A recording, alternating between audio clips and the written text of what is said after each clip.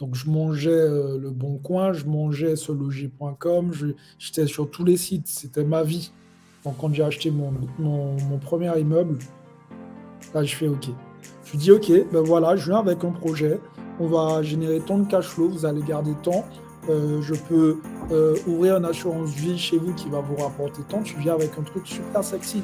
Seulement 20% de nos actions mènent à 80% de nos résultats. Je suis Gérald Faure, business advisor et investisseur. Chaque semaine dans ce podcast, j'accueille des personnalités aux résultats hors du commun. À travers ces interviews, je recherche les plus gros effets de levier qu'ils ont pu appliquer à leur business et à leur carrière. Que ce soit sur un plan personnel ou sur un plan professionnel, nos invités reviennent sur les raccourcis qu'ils ont pris pour scaler leur vie. Et je suis sûr que vous allez adorer. Bon, on démarre cet épisode un peu sur les chapeaux de roue parce qu'on a perdu un quart d'heure avant l'enregistrement et Xavier, t'es un peu pressé. Merci beaucoup d'être là et désolé du coup de le faire un peu à la va-vite. Normalement, j'aime bien discuter avec mes invités et tout avant, donc voilà. Comment vas-tu? Ben, ça va, merci, et toi-même? Bah écoute, super bien. Je suis content OK, de te recevoir. De t'es mis en relation par Alex Cormon là, qui vit c'est à ça, côté de chez toi là. Vous vivez à côté à Miami? exactement. Ouais. Yes. Donc du coup, ben écoute, je suis ultra content et j'ai hâte de faire cet épisode Plaisir à avec toi. partager. Est-ce que tu peux te présenter pour ceux qui ne te connaissent pas encore? Bien sûr. Alors, je suis Xavier Prétérit, je suis investisseur immobilier. J'accompagne aussi les néophytes à investir dans l'immobilier, donc à acheter des immeubles de rapport rentables. Pour certains, à se créer un patrimoine intéressant. Pour d'autres, à acquérir la liberté financière, tout simplement. Donc, petite présentation courte et brève, c'est un petit peu ça. Et une fois qu'on a fait du cash, ben, le but, c'est de le replacer intelligemment. Donc, on fait tout ça ensemble au sein de ce que j'ai créé qui s'appelle Business is my religion. Donc, c'est mon cabinet de coaching pour tout simplement aider les gens à mieux se gérer financièrement et à passer à un autre niveau. Ok. Et du coup, t'es arrivé comment toi à faire ça? T'avais des prédispositions particulières à faire de l'IMO et de faire du conseil ou c'était pas ton environnement de départ? En fait, si tu veux, pour bien comprendre, c'est-à-dire que quand j'étais plus jeune, bon, dès l'âge de 5 ans, je voulais être millionnaire. OK? Mais je savais pas ce que ça représentait, ce que c'était. C'est juste qu'en fait, j'avais posé une question à mon père à l'époque et je lui avais dit à partir de combien d'argent en gros, que tu n'as plus de problème et que tu peux tout acheter.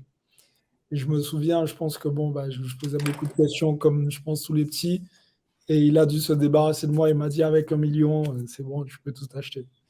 Mais moi, j'avais ma vision vision de gamin, entre guillemets. Donc, je pensais à acheter des bonbons, des trucs, mais avec 1 million, effectivement, on peut acheter beaucoup de bonbons, tu vois. Et du coup, en fait, au fil du temps, j'ai grandi un petit peu comme ça, où j'ai eu ce million en tête, en fait, ce million comme objectif. Et quand j'ai commencé à rentrer dans l'âge un petit peu adolescent, je lui ai posé une autre question toute bête, en fait. Ouais, cette voiture-là, c'est une Porsche. Et mon père m'a transmis un petit peu ce côté, l'amour des voitures. Et je lui disais, avec 1 million, on peut acheter cette Porsche. Il me dit, oui, avec 1 million, oui, tu peux t'acheter ta Porsche, donc il n'y a pas de problème. Donc j'ai grandi avec ce truc de, OK, bah, en fait, là, mon gars, si tu veux y arriver, il te faut 1 million. Et du coup, bah, je suis rentré dans la vie active. OK.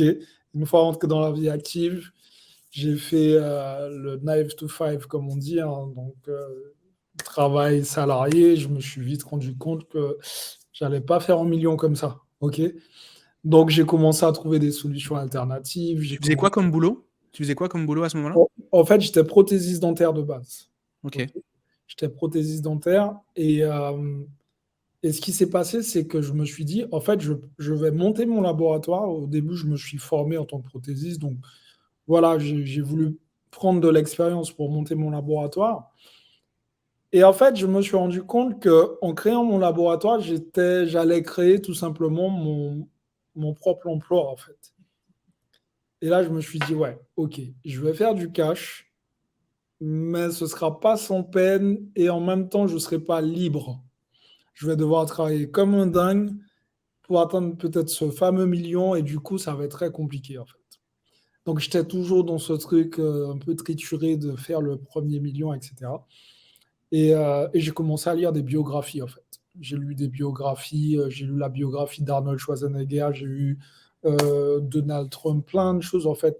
Même des acteurs que certaines personnes n'aiment pas forcément, mais qui ont eu un gros succès financier. OK?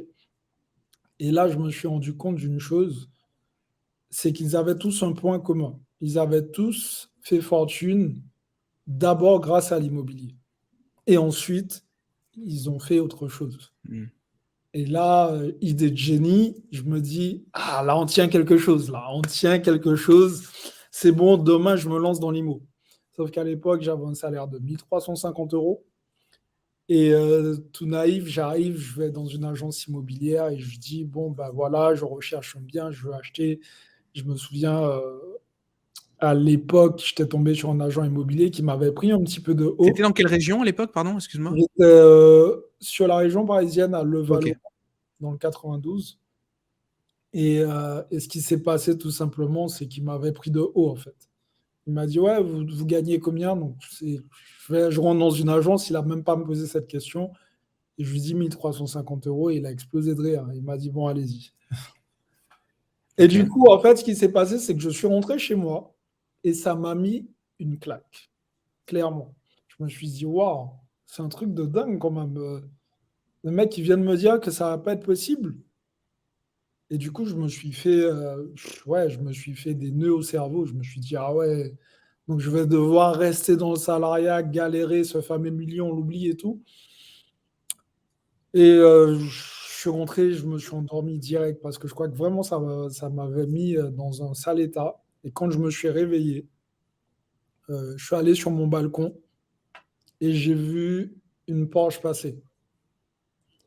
Et là, je me fais, non, tu peux pas lâcher comme ça, mec. Tu dois trouver une solution.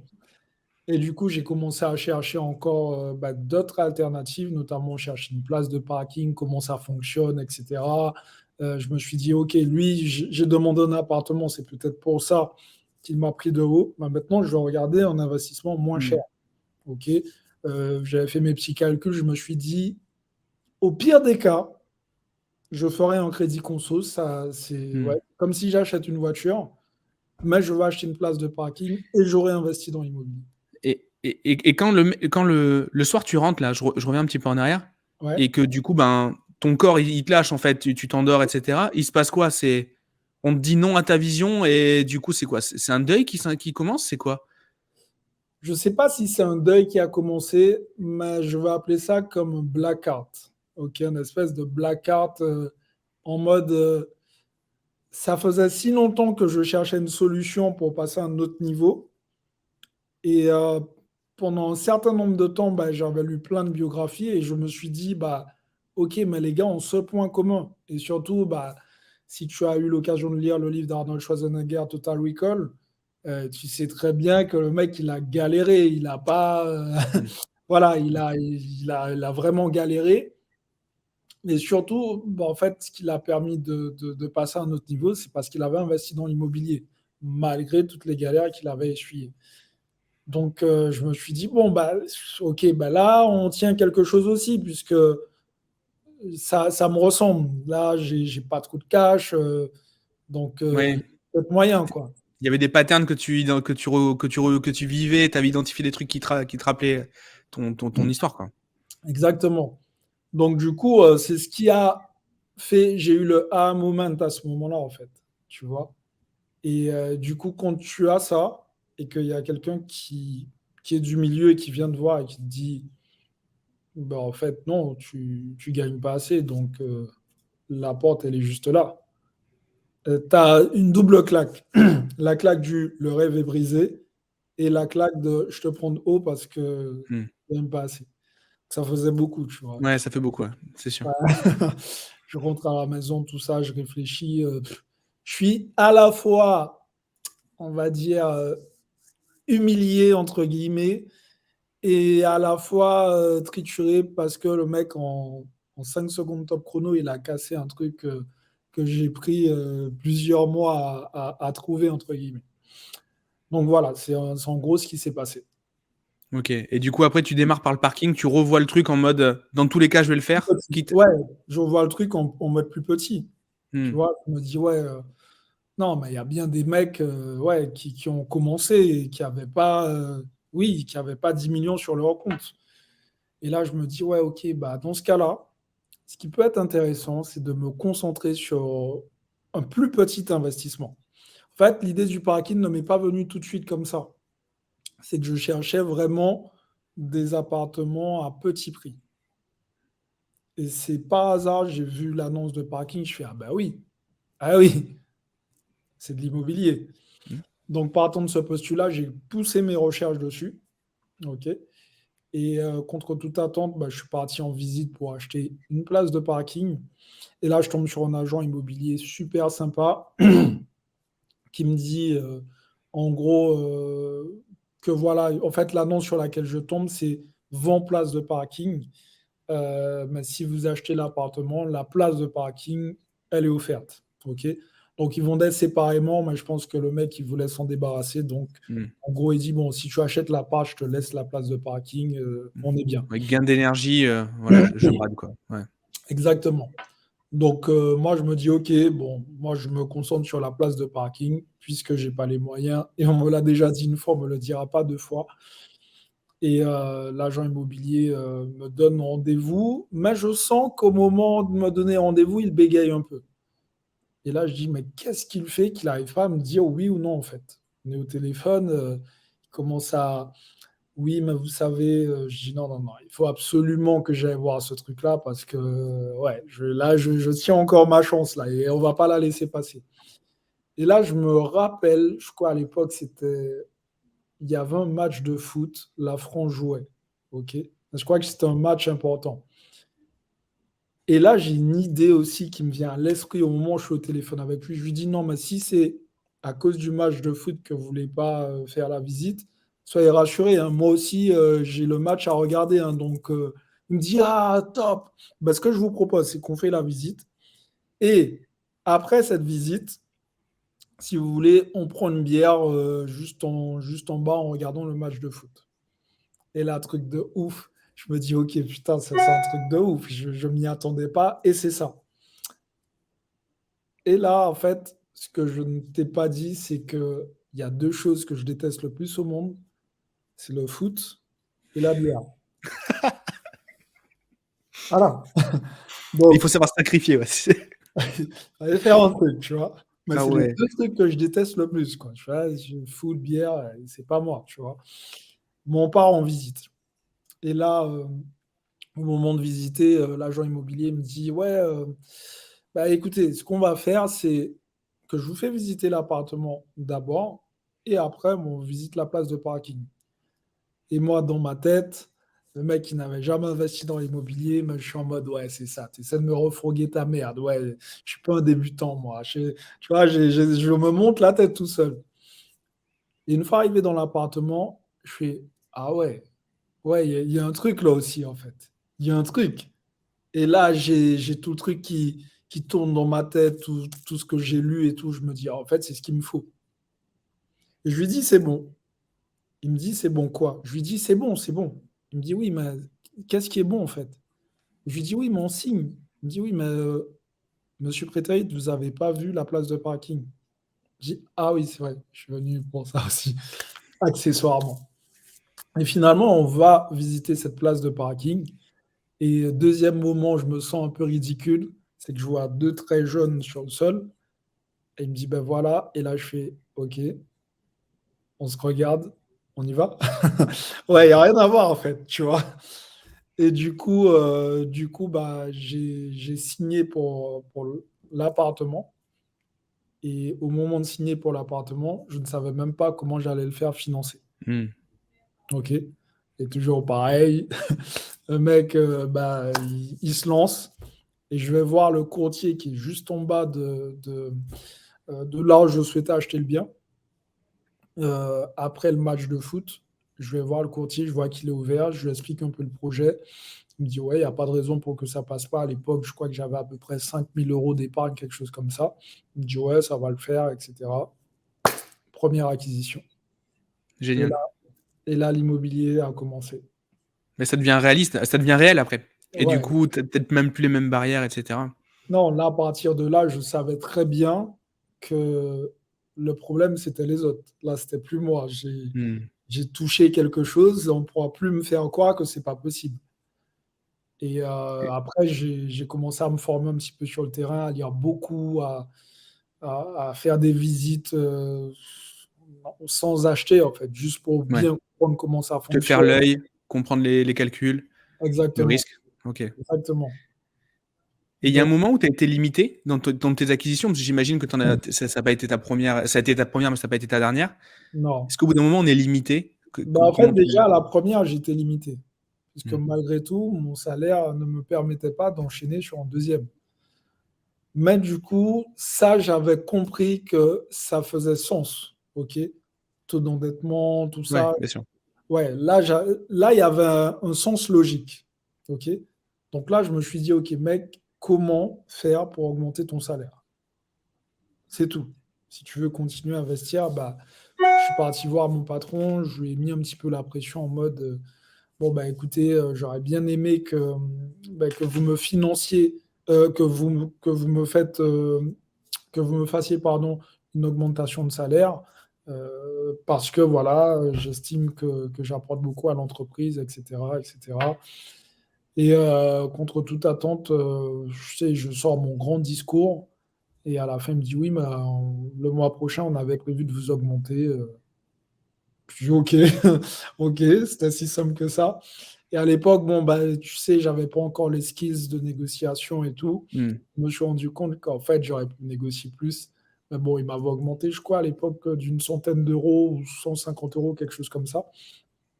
Et du coup, bah, ça m'a donné la possibilité d'épargner plus et de partir sur un deuxième investissement. Et ouais, le deuxième truc qui était très important, c'est que j'avais acheté en région parisienne mon premier investissement et je cherchais des biens en dessous de 100 000 euros pour ne pas avoir un taux Hmm. d'endettement trop élevé. Et en fait, j'ai commencé à regarder des biens dans la région parisienne, j'en trouvais pas, en tout cas intéressant. Et après, je me suis dit, bon, en fait, si je fais ça tout le temps comme ça, c'est sûr que ma stratégie, elle ne tient pas la route.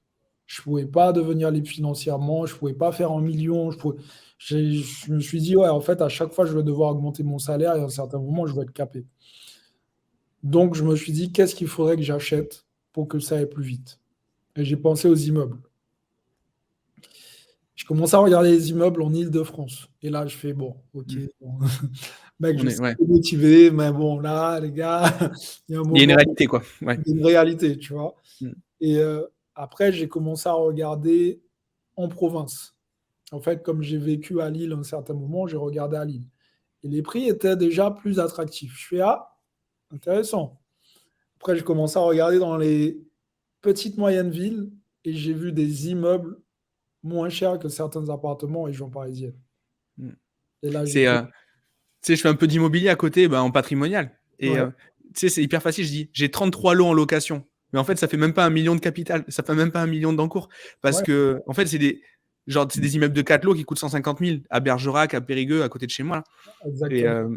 mais donc, du coup, mais je vois tout à fait ce que tu veux dire. Alors que à Bordeaux, où je suis là maintenant, un T2, ça vaut ça, en fait. Ça vaut Ça, déjà ça. Et de c'est l'autre ça, côté, j'ai 4 apparts, quoi. c'est ça, c'est ça. Mm. Et du coup, quand je suis tombé sur ce premier bien-là, je me suis dit, ouais, là, on tient quelque chose, en fait. On tient vraiment quelque chose. Donc, j'ai commencé à chercher, je commençais à fouiner. Et mon premier immeuble de rapport, il me rapportait 900 euros de cash flow. Donc, n'oublie pas, je touchais à peu près 1500, 1400, quelque chose comme ça. Donc là, j'étais en train de réaliser un autre truc. Si je continuais comme ça, j'allais dépasser mon salaire. OK? Ouais. Alors je t'avais dit, c'était fini la première fois, personne ne pouvait m'arrêter. Mais là, j'étais rentré dans une phase d'obsession. C'est devenu obsessionnel. Donc, je mangeais Le Bon Coin, je mangeais seloger.com, j'étais sur tous les sites. C'était ma vie. OK? Donc, quand j'ai acheté mon premier immeuble, là, je fais OK. Et là, je commençais à avoir plein de gens autour de moi à me poser plein de questions. Ouais, comment tu fais? Comment tu fais? Et je répétais à chaque fois la même chose. Et je me suis dit, ouais, en fait, ce que je vais faire, je vais partager ça sur un blog, mais surtout, je vais expliquer aux gens ce que les autres ne veulent pas expliquer Hmm. pour qu'ils ne soient plus jamais dans la situation dans laquelle j'étais. En fait, c'était au début ce truc en mode, OK, bah, tu m'as humilié la première fois en mode, tu n'as pas d'oseille, tu ne peux pas investir. Bah, je vais montrer à tous ceux qui n'ont pas les moyens, qui peuvent investir. Et je Hmm. commençais à tout expliquer sur mon blog. Donc, Comment, Business Intelligence. Commencer par les blocages, parce qu'au final, tout ça, c'est très mindset. Après, au final, de dire, OK, personne ne te marchera sur les pieds, dans tous les cas, c'est ultra pertinent. Et ceux qui te posaient des questions, c'est des gens qui s'étaient déjà confrontés à l'échec ou c'était justement des wannabe investisseurs? Ouais, c'était plus des wannabe investisseurs. C'est des mecs qui venaient me voir en mode, mais waouh, comment tu fais? J'avais l'impression d'être un super-héros. Et je me disais, mais c'est pas ouf ce que j'ai fait, puisque je commençais à développer un petit réseau autour de moi. Et je me rendais bien compte que ouais, j'avais juste mis le pied dedans. C'est tout. Mais c'était quoi la différence entre toi qui venais de le faire et la personne qui venait te voir en disant waouh, genre tu viens de faire un truc que je me sens pas capable de faire. C'était quoi la différence fondamentale entre vous deux? Je pense que c'est le mindset. Ok. Investir dans l'immobilier, ça peut faire peur. Ok. Clairement, quand je vois un petit peu bah, les néophytes autour de moi, quand on échange, il y a toujours ce truc du la pierre, c'est un placement sûr, mais en même temps, il y a des locataires qui ne payent pas. Donc, voilà. Donc, les gens sont tiraillés entre le fait de c'est quelque chose de sûr, mais tu peux avoir des problèmes avec les locataires. Et du coup, ils ne passent pas à l'action puisqu'ils ne savent jamais où se mettre. Ils se disent, ouais, ouais, je vais placer mon argent. Ah oui, mais les locataires ne payent pas. Donc, ils sont tout le temps dans cette phase où Hmm. ils ne savent pas où se positionner. Et moi, je leur rappelle que ça représente, les locataires mauvais payeurs représentent 1% en fait. OK? Donc, on a tous eu une expérience. J'en ai eu des expériences avec des locataires mauvais payeurs. Mais si ça représente 1%, bah, Hmm. ça va. OK? Donc, l'idée, en fait, pour pallier à ce 1%, c'est d'avoir une plus grosse flotte. Parce que si tu n'as qu'un bien et que ton locataire ne paye pas, ça représente 100%. Hmm. Donc, voilà, l'idée, c'est de De diluer son risque quand même dans le voilà, volume. Hmm. exactement. Tu dilues ton risque dans le volume et tu peux commencer à le faire par le biais des immeubles de rapport. Hmm. Un achat, une fois chez le notaire, une fois en visite, et tu repars avec plusieurs lots. Tu repars Ouais. par exemple avec C'est 4 le même lots. effort, mais avec un effet de levier de X lots, quoi. Donc, ouais, clairement. Exactement. Et ce Hmm. qui fait toute la diff finalement, c'est que bah, ton risque, il est divisé par le nombre de lots que tu as. Si tu as 10 lots, il est divisé par 10. Si tu en as 20, il est divisé par 20. Donc finalement, d'un achat d'un point de vue néophyte, on se dit, ah ouais, un immeuble.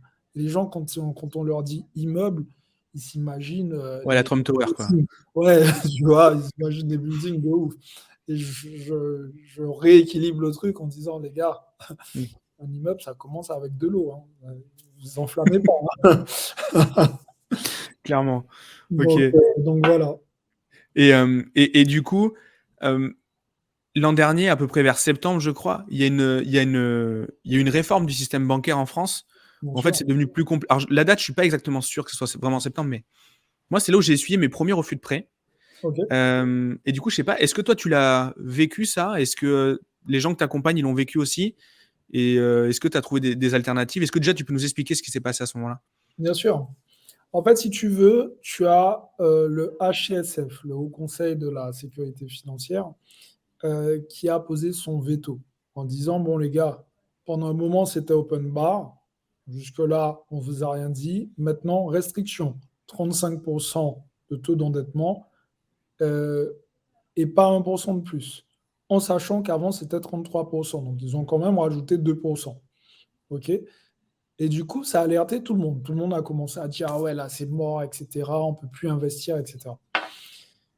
Mais tu as aussi ce qu'on appelle le calcul différentiel. Certaines banques utilisaient le calcul différentiel, ce qui te permettait d'utiliser, c'est comme si tu avais de la nitro dans ton investissement, quoi. Au moment où ça capte, tu appuies le petit bouton et voilà, ça te propulse. Donc finalement, l'un dans l'autre, investir dans l'immobilier, il y a de ça quelques années, c'était super intéressant. maintenant, effectivement, les banques ne pratiquent plus le calcul différentiel, en tout cas aux dernières nouvelles, mais tout dépend de la façon dont tu vas amener le projet. Ok. Il y a une histoire à raconter sur ton projet, ça dépend de comment tu vas habiller la mariée. Ok. Si la mariée, elle est moche, bon, bah, il y a moyen qu'elle se prenne un petit refus. Tu vois.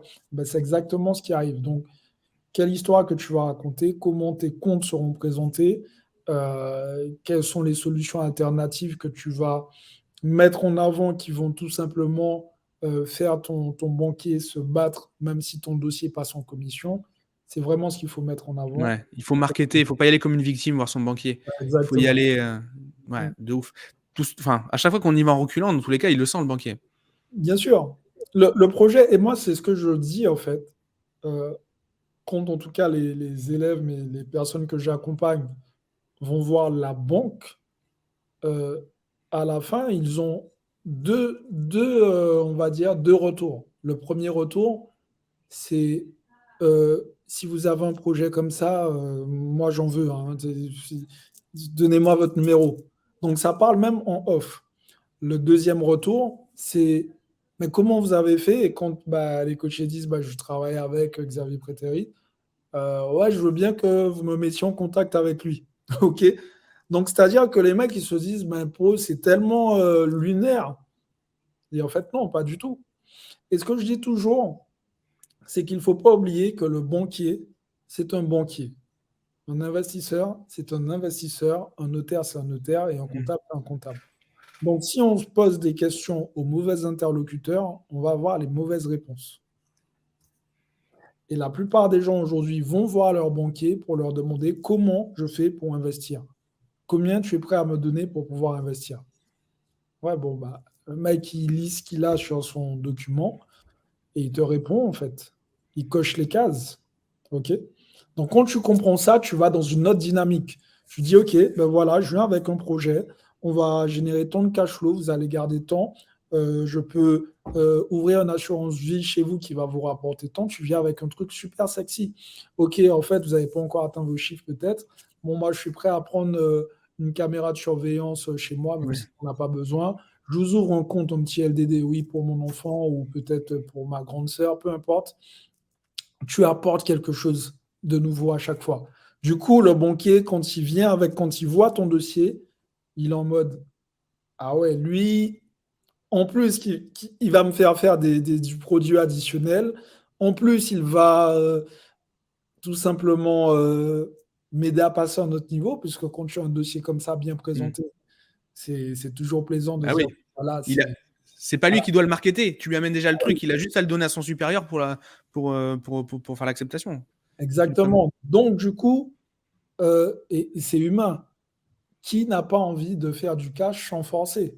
Mm. Tu vois ce que je veux dire? Bien sûr. Donc le mec, il a un dossier qui est tout beau, tout propre, il a juste à envoyer et il fait ses chiffres, c'est royal ou bas. Je suis persuadé que si les banquiers étaient plus incentivés aux résultats, au nombre de dossiers, etc., dans leur rémunération, s'ils avaient plus de rémunération Bien selon sûr. leur performance, ça serait beaucoup mieux pour tout le monde. Bien sûr. Euh, Parce que je trouve qu'aujourd'hui, ben, moi, ça fait. Aujourd'hui, malgré le fait qu'on ait plusieurs boîtes, etc., qu'on fait de l'IMO, on fait du conseil, etc., ben, franchement, j'ai pas un bon banquier, hein. J'ai un banquier, enfin, il m'a ouvert un compte, quoi. Ouais. Il m'a ouvert un compte. Et aujourd'hui, j'ai pas un super conseil, alors qu'on a une boîte qui cartonne. Mais, et c'est un vrai sujet. Et j'adorais, en fait, pouvoir le payer. Au bout d'un moment, tu t'en fous de payer cher tes frais. Bah, j'adorais le payer 5 fois, cinq fois mes frais pour que lui, il gagne 5 fois plus et qu'il ait vraiment envie de taffer, quoi. Mais aujourd'hui, enfin, il est dans une rat race et C'est j'ai vrai. l'impression qu'ils sont pas incentivés à la réussite, quoi. Et c'est un vrai sujet. Pour moi, c'est un vrai sujet, en tout cas. Non, mais je comprends tout à fait. Et je pense que si tu as un mauvais interlocuteur, bah, tout le reste sera mauvais, clairement. Un Mm. seul. C'est pour ça que le plus difficile dans l'immobilier, c'est ce que je dis toujours, c'est d'avoir un réseau fiable. Parce que même dans ton réseau fiable, les personnes qui étaient fiables au début ne le sont pas Mm. forcément à la fin. Et ça, Clairement. c'est horrible. Ça, c'est horrible, tu vois. Mais le banquier, je pense que c'est la clé. C'est la clé de beaucoup de choses. Donc, Faut Est-ce que... avoir cette Pardon. personne qui comprend, quoi. Est-ce que tu penses qu'il faut avoir pour démarrer, il faut avoir de vraies compétences techniques, c'est-à-dire vraiment comprendre les concepts d'architecture, de maçonnerie et de choses comme ça? Ou comment toi tu gères cette question-là?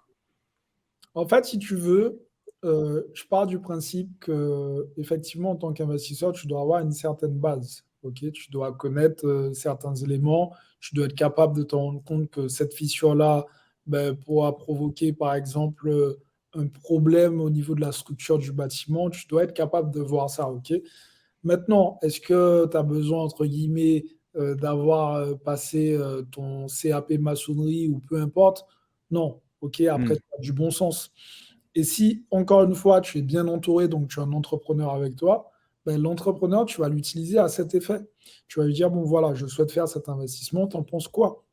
Et cet entrepreneur va t'apporter, excuse-moi, ben, cette expertise que tu n'auras pas, parce que c'est son métier.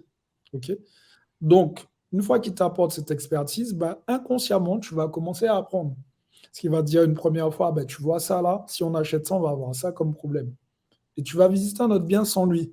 Et tu verras ce même truc. Donc, tu auras enregistré, ainsi de suite.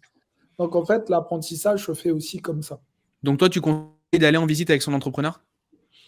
Pas forcément d'aller en visite avec son entrepreneur, c'est d'aller en visite seul, dans un premier temps. Pourquoi pas filmer le bien et ensuite envoyer à l'entrepreneur en lui disant, bon voilà, t'en penses quoi? Et déjà, premièrement, bah, il te dira, bah, écoute, tu vois là, les points là, ça, si tu me trouves des trucs comme ça, c'est même pas la peine de m'envoyer, hein.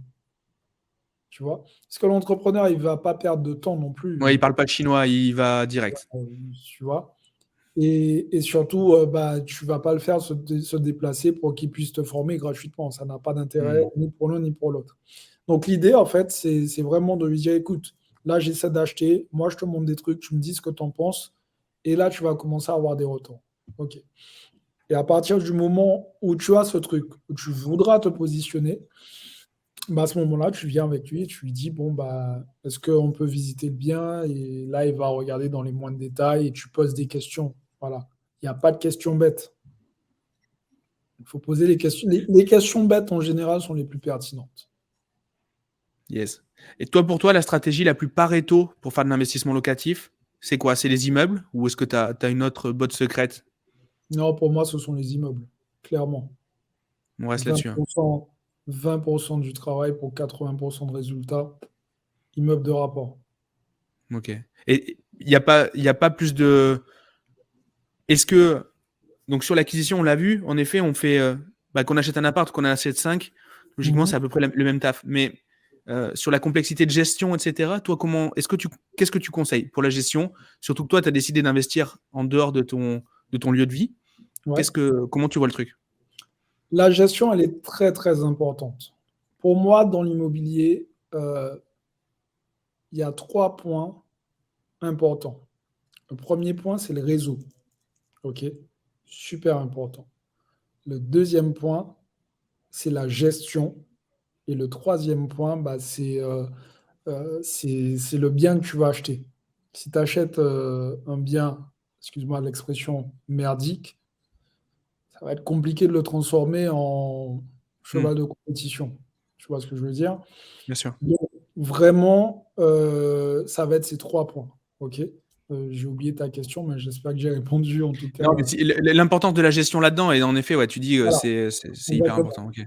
La gestion est même plus importante, j'ai envie de dire. Alors, tout le monde ne sera pas forcément d'accord avec moi, mais elle est même plus importante que, j'ai envie de dire, que l'état de ton bien en soi. C'est-à-dire, si ton bien il est un petit peu fatigué, mais que tu as un bon réseau et que tu as une très bonne gestion, tu pourras t'en sortir. Mais si tu as une Rolls-Royce en immeuble de rapport, mais qu'il est très mal géré, je t'assure que tu vas essuyer des galères constamment. Et je pense que une des erreurs que je remarque beaucoup chez les investisseurs, et c'est pour ça qu'il y a beaucoup d'investisseurs qui se lancent et après qui disparaissent dans la nature, c'est que ils se disent, OK, je vais déléguer la gestion, j'ai trouvé un gestionnaire et j'ai plus rien à faire. Et c'est faux. En fait, ce qu'il faut comprendre, c'est que en réalité, tes biens immobiliers restent tes biens immobiliers. Ce ne sont pas ceux des voisins ou des gestionnaires. Donc la seule personne qui sera le plus impliquée, ben, ce sera que toi. Ok. Donc même si mes biens sont en gestion locative, je sais tout ce qui se passe. Je sais qui rentre, je sais qui sort, je sais s'il y a une personne qui n'a pas sorti ses poubelles et qui les a laissées dans le couloir. Je sais tout. Parce que c'est avec ça que je vis. OK? Donc, je ne peux pas déléguer Bien sûr. mon cash en fermant les yeux et quand on me dit bah, que ce n'est pas possible, je dis OK, ce n'est pas possible. Non. Je m'étais noté en fait de te parler de l'acquisition du financement, des problématiques techniques et de la gestion. Est-ce qu'on oublie un point, un grand point, pour faire un peu une vulgarisation de l'investissement immobilier? Est-ce que tu penses qu'on a oublié un grand... Je pense que le point qui est très important, c'est la persévérance et la détermination. Finalement, c'est 2 points en un. La persévérance, pourquoi? Persévérance, patience, détermination. Donc, finalement, on va faire ça en 3 mots. Persévérance, pourquoi? Il y a énormément de personnes aujourd'hui, et même les personnes que j'accompagne qui disent Xavier, je ne trouve pas de bien. Xavier, le marché est compliqué. Xavier, le bon coin, c'est plus. Ok, les gars, tout le monde parle aujourd'hui de off-market. Tout le monde parle de off-market. Je ne dis pas qu'il n'y a pas de bien sur le marché off-market. Bien sûr. Bien sûr. Mais le bon coin. On va décrire juste le off-market, c'est quand c'est pas encore publié en annonce. Voilà, c'est quand c'est pas encore publié. Voilà. Okay. Donc, c'est-à-dire, c'est pour certains petits réseaux parallèles. Voilà. OK. Et finalement, le Bon Coin, qui est une plateforme que j'affectionne particulièrement, j'entends encore des gens dire il n'y a plus rien sur le Bon Coin. C'est faux. C'est faux parce qu'aujourd'hui, encore, tous mes élèves, et on est suffisamment nombreux quand même, ils trouvent tous chaussures à leurs pieds sur le Bon Coin. Donc, partant de ce postulat, je sais que c'est puissant, tu vois. C'est puissant, donc l'idée, c'est de se dire, bon, OK, sur le Bon Coin, on peut trouver des biens, mais maintenant, il faut persévérer. Et ça nous emmène sur la patience. Si tu veux trouver un bien en 4 jours, et au bout du 5e jour, tu dis, ouais, c'est compliqué, ouais. OK. Et tout dépend de ce que tu recherches. Si tu veux la perle rare, ne t'attends pas à la trouver en 1 mois. OK? Peut-être que si tu vas la trouver en 1 mois parce que tu as une bonne étoile avec toi, peut-être que ça te prendra plus de temps, 2, 3, 4 mois. OK? Mais il faut être aligné avec ça parce que tu cherches une perle rare. Et je compare souvent l'investissement immobilier à une relation de couple. Je pense que c'est un très bon parallèle et je le dis souvent. En fait, quand tu cherches une compagne ou un compagnon, peu importe, tu ne prends pas le premier ou la première qui vient. Et les gens veulent faire ça avec l'investissement immobilier. Ok, je trouve un bien, je l'achète. Alors qu'ils ont plus de chances de garder leur immeuble plus longtemps que leur nana en plus. Exactement. C'est ça. Et je dis toujours, en fait, quand tu achètes un bien immobilier, tu es marié avec ton bien immobilier pour au moins 20 ans. Oui, tu peux revendre, donc c'est ce que j'assimile au divorce. Mais le divorce, on sait comment ça se passe. Ça coûte cher. Dans la revente, c'est exactement la même chose. Ça coûte cher aussi. Si tu revends précipitamment parce que tu as acheté trop cher, et que si tu revends, tu as acheté trop cher, tu ne vas pas revendre au prix parce que tout le monde ne va pas avoir le même sens que toi. Il y a des gens qui vont avoir plus de réflexion, qui vont dire ah non, mon coco, c'est au-dessus du prix du marché, moi j'achète à ce prix-là. Et tu vois, ta meilleure offre sera une offre très basse, mais tu perdras facilement 20 000 euros. Okay. Donc, il faut être patient. Il faut être patient dans le fait de savoir, OK, je cherche ça, et ne pas partir non plus dans des extrêmes. OK, le mouton à 5 pattes, je ne dis pas que tu ne vas pas en trouver un, mais voilà quoi. Si il ne faut pas que ce soit une norme. Ouais, c'est l'exception, quoi. Exactement. Voilà, il faut être conscient que c'est l'exception. Et ça, c'est une erreur qu'on voit souvent. Des personnes qui ont fait une belle opération et qui ont du mal à switcher. Ils disent, ouais, mais j'ai trouvé une opération, il y a 1500 euros de cash flow, donc je veux du 1500 euros de cash flow. Ouais, mon coco, tu as 1300, vas-y, en fait. Tu vois ce que je veux dire? Tu as 1300. Oui, mais j'ai trouvé 1500. OK. D'accord. Ce qui est important, c'est le ratio. C'est le ratio entre le crédit, je pense. Ouais. Voilà, c'est ça. Si tu es rentable après avoir tout payé, ben vas-y. OK. Donc c'est ça. Et le troisième point, on a dit patience, détermination. Il faut être déterminé, en fait. Il faut être déterminé quand tu vas sur le bon coin. Et je pense vraiment que c'est ce qui m'a permis d'avoir ce niveau, en tout cas, dans l'immobilier. C'est parce que, comme je te disais, j'en ai fait une obsession. Donc j'étais tout le temps dessus. Je savais qu'est-ce qui sortait. Je savais comment les annonces allaient sortir. Donc j'ai développé des compétences malgré moi, en fait. Je savais que, OK, ben là, cette annonce-là, elle est sortie. OK, d'accord. Donc, en fait, ils remontent les annonces. Et quand ils remontent les annonces, OK, ben, il y a des sites qui te permettent de savoir depuis combien de temps que l'annonce, elle est là, que le prix a baissé. Donc, si le prix a baissé, ça veut dire que là, le mec, il veut vendre, donc il est conscient. Donc, tu développes tous ces skills-là, en fait. Et ce qui te permet de faire ça, c'est de la détermination, de la patience. Ça me redonne. Alors moi, je suis dans une phase où je suis hyper down en énergie vis-à-vis de mon immobilier, ça me gonfle. Mais OK. c'est parce que j'ai plein de galères en ce moment. Genre, ça fait 7 ans que j'ai commencé, j'ai jamais eu une galère, elles arrivent toutes maintenant. Donc tu vois, mais tu me redonnes envie en fait là. T'es en train de me remotiver là. Non, mais alors, moi, Gérald, si j'ai un seul conseil à te donner, et ça, je pense que j'ai pris 3 ans pour comprendre ça, c'est que tu es payé pour gérer les galères dans l'immobilier. C'est très sage, c'est très vrai. Et quand tu comprends ça, les galères, tu ne les vois plus de la même façon. Clairement. Tu dis, OK, pas de problème. Ah, OK, bon, OK. Ouais, ben c'est pour ça que je suis payé, en fait. Tu n'es pas payé pour rester là, à ne rien faire. Non. Tu es payé pour Non, gérer. c'est très vrai, c'est très vrai. Je, Tu vois.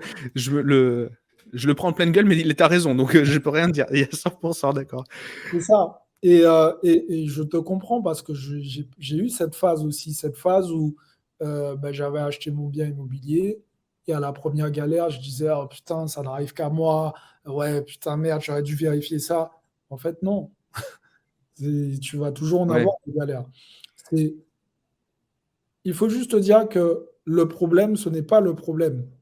Le problème, c'est la façon dont tu vas le traiter. Si tu le vois comme une montagne, bien sûr, ouais.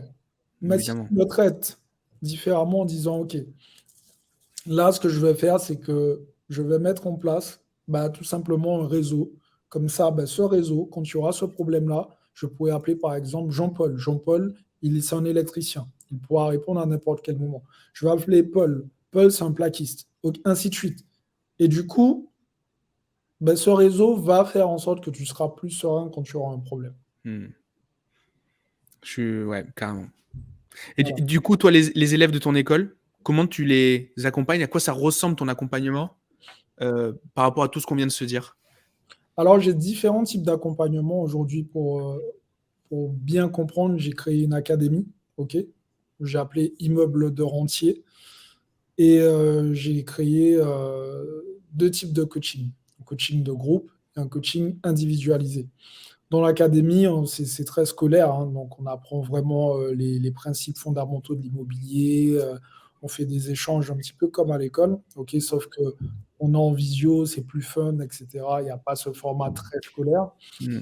Dans le coaching de groupe, j'accompagne les gens aussi sur leurs problématiques. Donc, ils vont en visite, ils m'envoient les biens, on recheck, on voit, on fait des réunions ensemble. On a tout ce truc où on met le focus laser sur une personne aussi. Ok, bon, aujourd'hui, c'est Gérald. Gérald, c'est quoi ta problématique? Ah ben ouais, moi, j'arrive pas à trouver de bien. Ok, quelles sont les actions que tu as mis en place? Ah ben moi, je cherche tout le temps. Et là, on se rend compte que Gérald, il ne cherche pas tout le temps, tu vois. Hmm. Le lundi et le jeudi parce qu'il a passeport. Ok, bon, les gars, non, c'est pas tout le temps ça. Ok, ainsi de suite. Et le coaching privé, c'est une grosse partie qui ressemble à l'accompagnement du coaching de groupe, sauf qu'on est sur parfois des trucs un peu plus deep. On va chercher des biens plus chers. On a des problématiques de financement qui ne sont pas les mêmes. Hmm. On fait plus que de l'immobilier, tu vois. On a Ouais. un tour de passe-passe de magicien et ça apparaît, ça disparaît. Enfin voilà, quoi. C'est tout ce qui te permet de passer à un autre niveau Et je passe plus de temps avec forcément les clients qui sont en coaching privé. Donc, on s'appelle, on reste longtemps au téléphone aussi.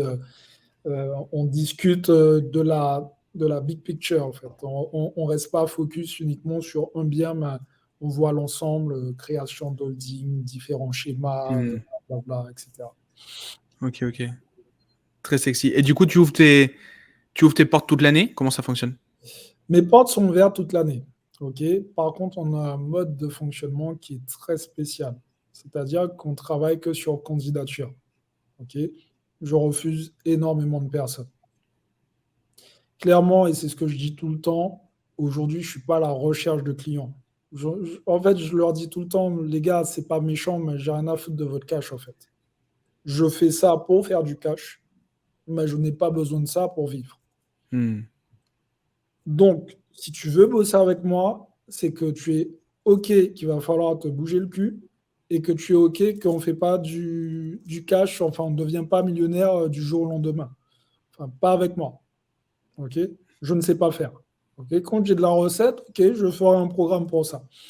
Donc, une fois qu'on est aligné avec ces deux choses et qu'on sait qu'il faut se bouger, on sait qu'on ne va pas devenir millionnaire du jour au lendemain, bah, on peut commencer à bosser ensemble.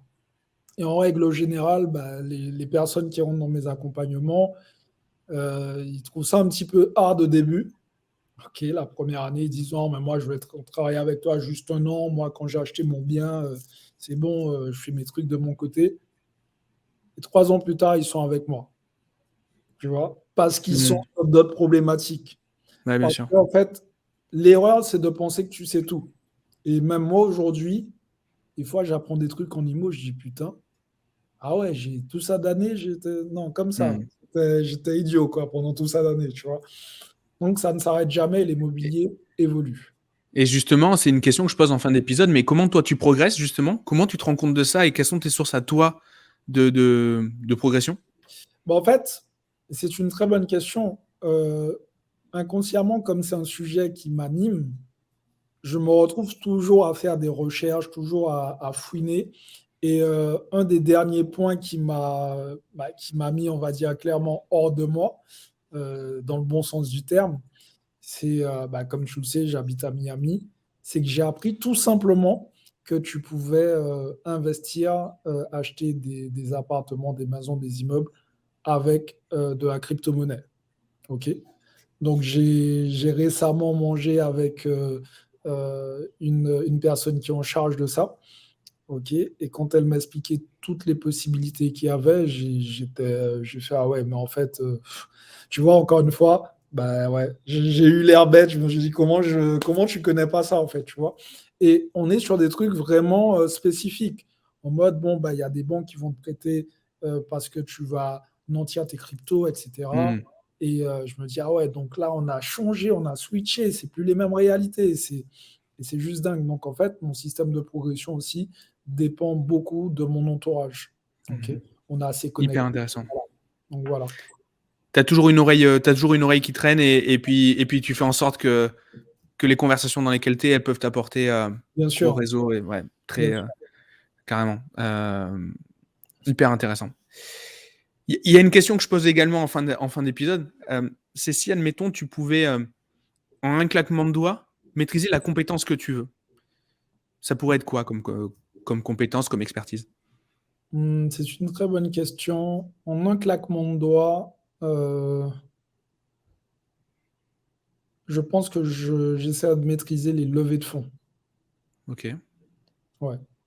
Parce que à partir du moment où tu mets. Alors, on est bien d'accord, hein, quand je parle de levée de fonds, je parle de levée de fonds à un certain niveau pour aller chercher plusieurs millions pour faire plusieurs gros projets, quoi.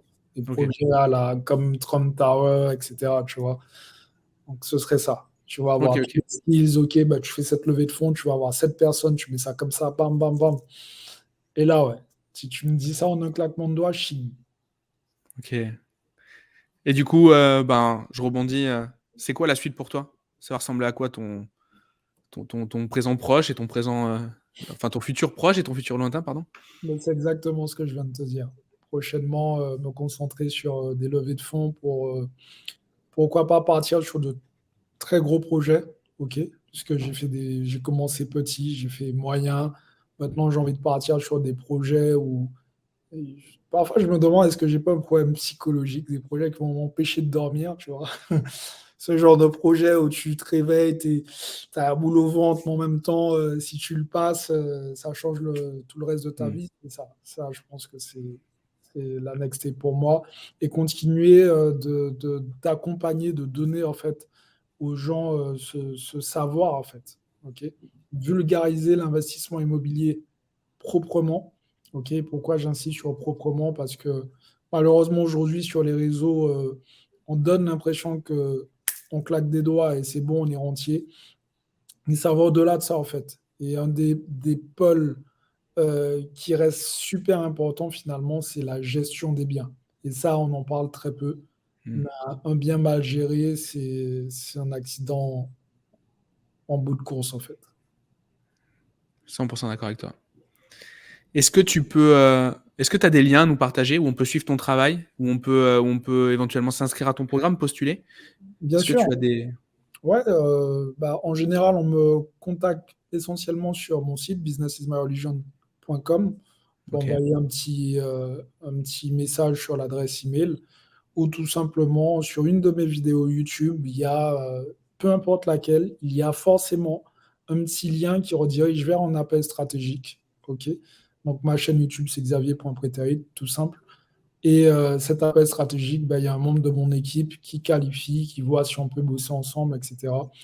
Et je précise aujourd'hui, très important, il faut avoir de l'épargne pour pouvoir investir. C'est différent de ne pas avoir d'apport et de ne pas mettre d'apport. Et les gens ont tendance à faire la confusion. Ok, on m'a dit que je peux investir sans apport. Oui, mais pas sans épargne. Puisque si tu ne sais pas épargner, la banque ne va pas te prêter, en fait. Mm. C'est C'est la un très beau signal, ouais. C'est un Voilà. beau signal, là. Merci beaucoup. Il est poil l'heure qu'on s'était donné. J'ai essayé de pas trop déborder. Ah, mais on est très bien. On est Il y a très, très plein de sujets que j'aurais voulu aborder, mais bon, on n'a pas eu le Allez, je temps. te donne un petit dernier, un petit dernier. On fait Allez, vas-y. Vas-y, dis-moi ce que tu veux. Euh, Il y a un truc que j'adore, il y a une question que j'adore poser, Ok. c'est dans tout ton parcours, quel a été l'échec le plus bénéfique pour toi? Waouh. Le plus bénéfique. C'est une très bonne question. Mais je crois que c'est quand j'ai raté mon bac. Quand j'ai raté mon bac, euh, ouais, en fait, si tu veux, j'ai eu l'impression en tout cas que le monde s'effondrait autour de moi. Ok. Parce que c'était tellement la norme que du coup, je me suis dit, waouh, tout le monde a eu le bac, pas moi. Et en fait, c'était ce truc, bon alors le bac, c'est bon, tu as eu combien? Non, je ne l'ai pas eu. Et j'ai dû essuyer ça 2 fois. Parce que je l'ai raté 2 fois. Ok. OK. Donc, mais c'est-à-dire que j'étais stressé en fait. J'étais stressé, j'arrive, je sais pas en fait, tu vois. Hmm. Et du coup, je me suis rendu compte tout simplement que, en fait, les gens s'attachent à un titre. OK? Et du coup, ça m'a donné la rage de faire différemment et de tout déchirer. Clairement. Cette frustration, ouais, ok. Bah, de toute Ah, façon, les gens, s'ils ils te balisent pas dans des repères qui leur appartiennent, enfin, tu les fais flipper, quoi. En mode, putain, il a pas son bac, en fait, il a pas un taf conventionnel. Bah, du coup, en fait, c'est un ovni, quoi. Il sort de mon paradigme, mais ouais. je comprends ce que tu dis. Ouais. Il y a certains points de ma vie qui ont été un peu comme ça aussi, hein, où j'étais un peu Et- l'ovni de la bande. ouais, et ça, quand tu es plus jeune, ça te met une grosse claque parce qu'il faut déjà avoir une estime de soi très haute, etc. Mais tu sais, quand tu as même tes proches qui te disent ah ouais, comment tu vas faire? Tu vois, ah Hmm. ouais. Tu vois, là, tu dis, mais en fait, c'est si grave que ça, là, ce qui est en train de se passer. Tu te dis, ouais, Hmm. mais comment tu vas bosser, en fait, tu vois? Et avec beaucoup de recul, je me rends compte que tous ceux qui ont eu, je sais pas, des bacs plus 8, 7 et tout, bah, je fais beaucoup plus de cash qu'eux, tu vois, sans aucune prétention aucune, hein. Mais ça m'a juste permis de me dire, bon, en fait, les gars, il y a les titres et il y a la vraie vie, en fait. Et les titres ne vont pas dire que tu vas être libre financièrement, que tu vas kiffer ton job. Et je vois trop de personnes aujourd'hui qui viennent me voir et qui me disent, ouais, Xav, tu vois, j'ai mon job, mais je suis pas bien dedans et tout, ok. Et quand je vois les métiers qu'ils font, bah, j'ai des médecins, j'ai des infirmiers, j'ai toute classe sociale, en fait. Et je me dis, ah ouais, le mec, il s'est quand même tapé 10 ans d'études, et là, il va tout lâcher, là. Hmm. Ouais, mais pourquoi tu as fait ça, en fait? Ouais, parce que je voulais faire plaisir à mes parents, parce que si. Et là, je me dis, waouh, putain, ce conditionnement qu'on nous donne, il a un impact. Ouais, c'est des bombes à retardement. De Exactement. ouf. Ouais, je Tu vois. suis clairement d'accord. Moi, j'ai eu la chance d'avoir des parents qui étaient, même s'ils étaient dans l'enseignement, ils étaient quand même très cool vis-à-vis de ça. Et je les remercie parce que j'étais pas adapté à faire autre chose en fait. J'ai pas le choix. Donc je pense qu'ils l'ont compris et ils m'ont pas gonflé, mais c'est pas le cas de tout le monde et c'est vrai que c'est une sale pression. Moi, c'est un truc que je me pose beaucoup avec mes enfants. Je suis très sévère avec mes enfants, très strict parce que Ok. je veux le mieux pour eux. Et je me demande si c'est pas une mauvaise pression. Donc ce que tu dis là, ça me fait écho chez moi, mais plus en tant que parent que que D'accord. réellement. Mais merci beaucoup en Non, tout cas. non, ça, c'est vraiment important parce que je pense qu'à un certain moment, ça m'a coupé un peu les ailes parce que j'ai toujours eu ce goût pour l'entrepreneuriat. J'ai toujours eu ça. Et le fait qu'on me mette dans cette case de bah, t'as pas ton bac, bah, t'as raté ta vie, ça m'a beaucoup affecté pendant longtemps, tu vois. Et quand je regardais les émissions à l'époque, c'était Capital, c'était le petit truc que tu regardais où tu avais l'entrepreneur qui part de zéro et qui fait Mm. fortune. Quand je regardais ça, je me dis, ouais, mais ces mecs-là, ils ont deux bras, deux jambes, un cerveau, ils ont rien de plus que moi, donc c'est sûr. Et tu vois, quand tu regardais ce qu'ils mettaient en place, c'était des trucs tellement simples, tu vois, tellement On, simples. on a été bercé par les mêmes émissions. Exactement, Notre tu vois. génération là, elle est ok carrément. De ouf. Donc voilà, ça m'a donné vraiment le courage de continuer. À chaque fois que je voyais ça, je disais, ok, t'inquiète, ça va être ton tour bientôt, t'inquiète. Ne dis rien à personne. Donc du coup, je t'ai pas tout raconté, mais j'ai créé des marques de t-shirts quand j'étais plus jeune, j'étais au lycée, j'avais créé Je n'étais pas focus sur le système scolaire. Je savais très bien que ça allait me mener à une voie en tant que salarié, c'est pas ce qui m'animait. Ok. Ce qu'il fallait, c'est faire des choses quoi. Voilà. Donc, très tôt, j'ai créé une marque de t-shirts qui a bien fonctionné. J'étais dans l'un des plus grands lycées de France sur la Guadeloupe. Et en fait, si tu veux, je vendais beaucoup de t-shirts. J'avais trouvé des différents pôles de distribution. Ça se passait bien. Je voyais des mecs dans la rue que je connaissais pas, qui avaient ma marque et qui me regardaient mal en mode qu'est-ce qu'il y a, toi? Et alors qu'ils portaient ma marque, c'était juste dingue, tu vois. Sauf qu'après, ben voilà, j'étais trop jeune, j'ai pas su faire grandir en fait ce truc-là, mais j'ai toujours eu ce goût pour ça en fait. Très inspirant. Merci Ouais, beaucoup Xavier d'avoir accepté cette interview. Tu m'as dit que tu n'en faisais pas beaucoup, donc c'est vraiment un honneur de d'avoir reçu. Franchement, merci, j'ai adoré. c'est avec plaisir. Merci Et pour bon. ton tableau aussi. Ton tableau, tu as un vrai tableau derrière toi là. Ouais, ce tableau-là, c'est un Roméo Brito. Pour la petite histoire, il représente un petit peu le rêve américain, tu vois. Ah, donc là, bah, ça représente un petit peu tout ce que je fais là. C'est l'or qui est là. Bah, j'investis dans l'or et les métaux précieux. Bon, le dollar, c'est le cash que tu fais. Et le côté, bah, tu es à Miami, tu prends aussi un peu de bon temps, etc. Donc voilà, tu as tout réuni là. Super. Merci beaucoup, c'était top. J'espère que je t'ai pas mis trop en retard. Et Non, là, c'est bon, on est dans les temps. C'est bon. bon, c'est impeccable. Je te dis à bientôt, Xav. À très bientôt. Merci. Ciao.